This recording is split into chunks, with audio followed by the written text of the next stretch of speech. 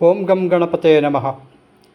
ವ್ಯಾಸಾಯ ವಿಷ್ಣುರೂಪಾಯ ವ್ಯಾಸರೂಪಾಯ ವಿಷ್ಣವೇ ನಮೋ Y ಬ್ರಹ್ಮನಿಧಯೇ ವಾಸಿಷ್ಠಾಯ ನಮೋ ನಮಃ.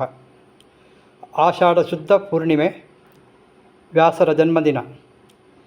ಪರಾಶರ ಋಷಿಗಳ ಅನುಗ್ರಹದಿಂದ ಮತ್ಸ್ಯಗಂಧಿಯಲ್ಲಿ ಜನ್ಮಿಸಿದಂತಹ ವ್ಯಾಸ ಮಹರ್ಷಿಗಳು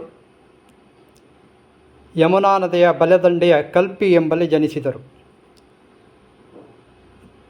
ವರ್ಣದಲ್ಲಿ ಕಪ್ಪಿರುವ ಕಾರಣ ಕೃಷ್ಣನೆಂದು, ದ್ವೀಪದ ಮಧ್ಯೆ ಹುಟ್ಟಿದ ಕಾರಣ ದ್ವೈಪಾಯನ ಎಂದು, ಬದರಿಕಾಶ್ರಮದಲ್ಲಿ ತಪಸ್ಸು ಮಾಡಿದ ಕಾರಣ ಬಾದರಾಯಣನೆಂದು ಕರೆಯಲ್ಪಡುವಂತಹ ವ್ಯಾಸ ಮಹರ್ಷಿಗಳು ವಿಷ್ಣುವಿನ ಅವತಾರವೆಂದೇ ನಂಬಲಾಗಿದೆ. ಹಾಗೂ ಇವರು ಸಪ್ತ ಚಿರಂಜೀವಿಗಳಲ್ಲೊಬ್ಬರು. ಕುರುವಂಶ ಇನ್ನೇನು ಅಳಿವಿನ ಅಂಚಿಗೆ ಹೋಗುತ್ತದೆಯೋ ಎಂಬಲ್ಲಿಗೆ ತನ್ನ ತಾಯಿಯ ಅಪ್ಪಣೆಯಂತೆ ನಿಯೋಗ ಪದ್ಧತಿಯ ಮೂಲಕ ಧೃತರಾಷ್ಟ್ರ, ಪಾಂಡು ಹಾಗೂ ದಾಸಿಯ ಹೊಟ್ಟೆಯಲ್ಲಿ ವಿದುರನನ್ನು ಗ್ರಹಿಸಿ ಕುರುವಂಶ ಮುಂದುವರಿಯಲು ಹೋಗಲು ಕಾರಣರಾದಂತಹ ವ್ಯಾಸ ಮಹರ್ಷಿಗಳು ಮಹಾಭಾರತದ ಕೃತಿಕಾರರು. ಗಣೇಶನನ್ನೇ ಲಿಪಿಕಾರನನ್ನಾಗಿರಿಸಿಕೊಂಡು ಈ ಬೃಹತ್ ಗ್ರಂಥ, ಈ ಧಾರ್ಮಿಕ ಗ್ರಂಥ, ನಮ್ಮ ಮನುಕುಲವನ್ನು ಉದ್ಧರಿಸುವಂತಹ ಮಹಾಭಾರತವನ್ನು ಲೋಕಾರ್ಪಣೆ ಮಾಡಿದಂತಹ ವ್ಯಾಸ ಮಹರ್ಷಿಗಳು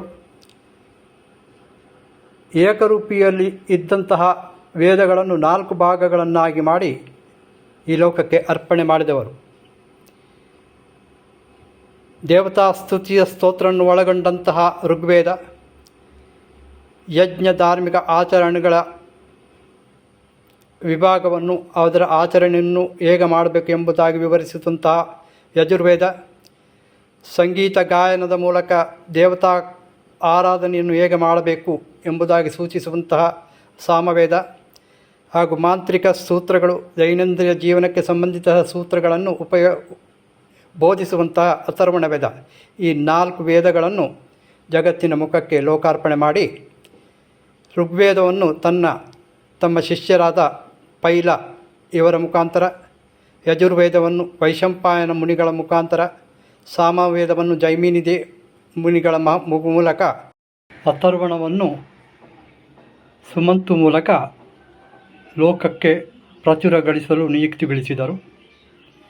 ಹೀಗೆ ಜ್ಞಾನದ ಬೆಳಕನ್ನು ನಮಗೆ ಕೊಟ್ಟಂತಹ